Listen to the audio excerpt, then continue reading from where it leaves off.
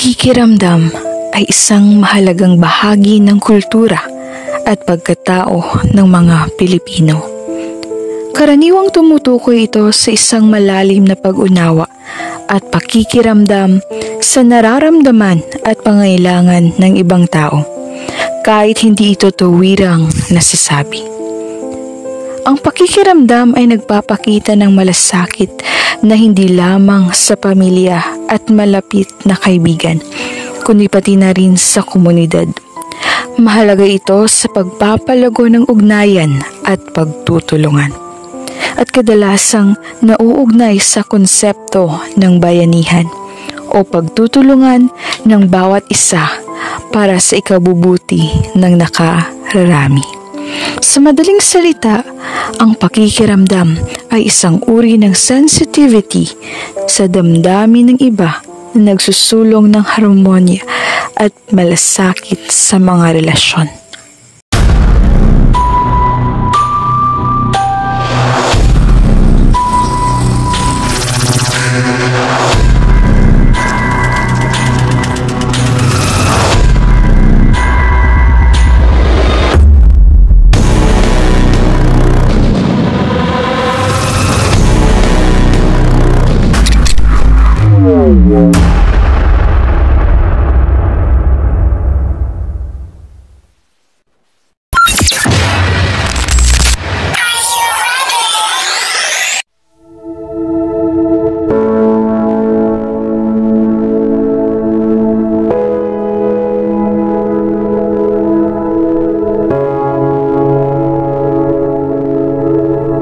Isang araw, sa isang tahimik na lugar sa isang paaralan, napansin ni Jana ang isang mag-aaral na may kalungkutan at pangamba sa kanyang mga mata.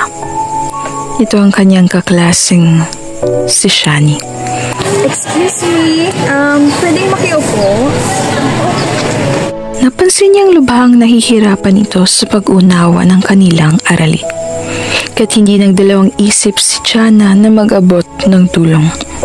Nag-alok siya ng oras upang magturo sa mga mahihirap na bahagi ng aralin. Sa kabila ng mga saloobin ni Shani na nahihirapan. Miss, may problema ba? Ang hirap kasi pinapagawa ni Sir sa amin sa mga aralin niyo. Natutunan nitong tanggapin ang tulong at simula silang mag-aral ng magkasama. Nagbigay ng lakas ng loob kay Shani at nagpatibay ng kanilang pagkakaibigan. Sa huli, natutunan ni Jana na ang pinakamahalagang tulong ay hindi palaging hinihingi, kundi dumarating mula sa malasakit at pagiging sensitibo sa pangangailangan ng iba. Maraming salamat.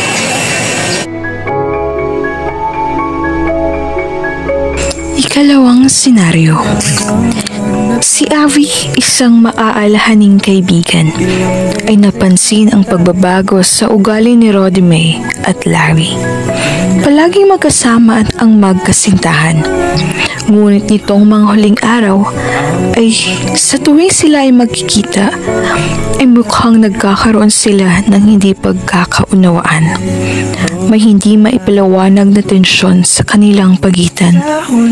Habang sila ay tahimik, nagkaroon ng pakiramdam si Avi na may hindi pagkakaunawaan na nagdulot ng tensyon sa kanilang relasyon. Dahil dito, nilapitan ni Avi si Rodime at Larry at nag-alok ng tulong. Mukhang may problema kayong dalawa, tanong ni Avi na may malasakit. Nang mag-usap sila, pinayuhan sila ni Avi na mag-usap silang dalawa ng mahinahon. At ipinakita ng kanilang pag-uusap na ang pagkikiramdam at malasakit ng isang tunay na kaibigan ay maaaring magpagaan ng puso at magtulungan sa pag-aayos ng problema. Sa huli,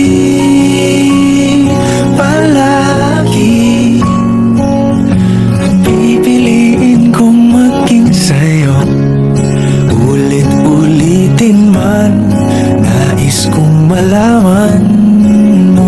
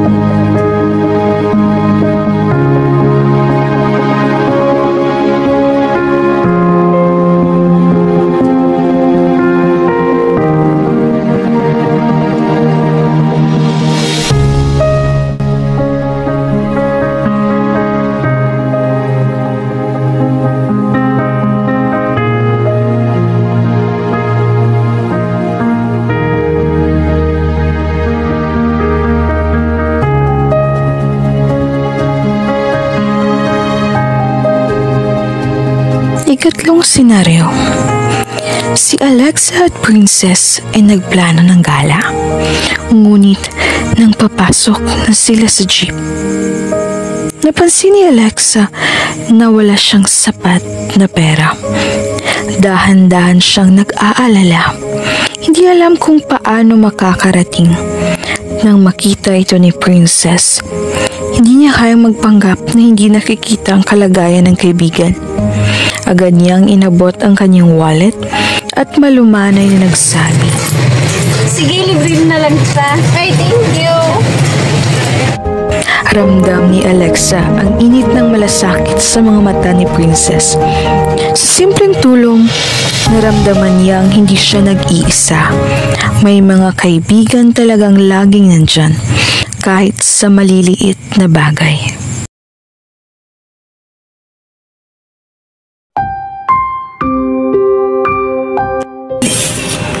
Kamusta kami yung anak natin? No? Nanalo kaya siya sa paligsahan ngayon? Siguro nga. Sana nga nanalo siya, no? Ayan na pala yung anak! Clever ba?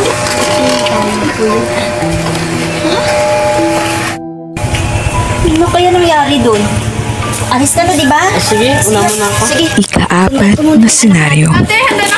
Pagka-uwi ni Princess galing na sa eskwela.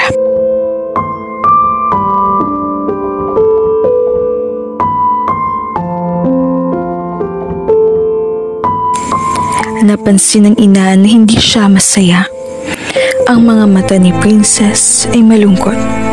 At kahit tinatawag siya ng ina at ng mga kapatid, hindi siya kumibo. Naramdaman ng ina na may mabigat na nangyari sa anak, kaya hindi siya nag-atubiling pumasok sa kwarto nito. Dito ay umamin si Princess na natalo siya sa isang paligsahan. Nang marinig ito, agad siyang niyakap ng ina. Sa simpleng kilos ng ina, na ipakita ang malalim na pakikiramdam at pag-unawa sa kalagayan ng anak.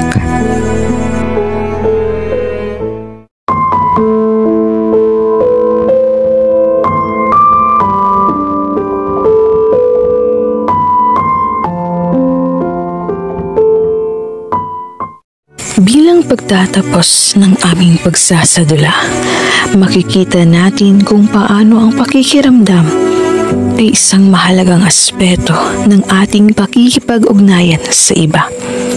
Ang bawat tauhan sa pamamagitan ng kanilang mga aksyon, emosyon at reaksyon ay nagpapakita kung paano tayo nagiging bahagi ng buhay ng iba at paano ang malasakit at pag-unawa ay nakapagpapalakas ng relasyon at pagkakaisa. Ang aming ipinakita ay isang paalaala na sa bawat pakikiramdam may pagkakataon tayong magbigay ng suporta, magpatawad at magtagumpay ng magkasama. Sa bawat hakbang ng kwento, natutunan nating mas mahalaga ang pakikiramdam sa damdamin ng bawat isa.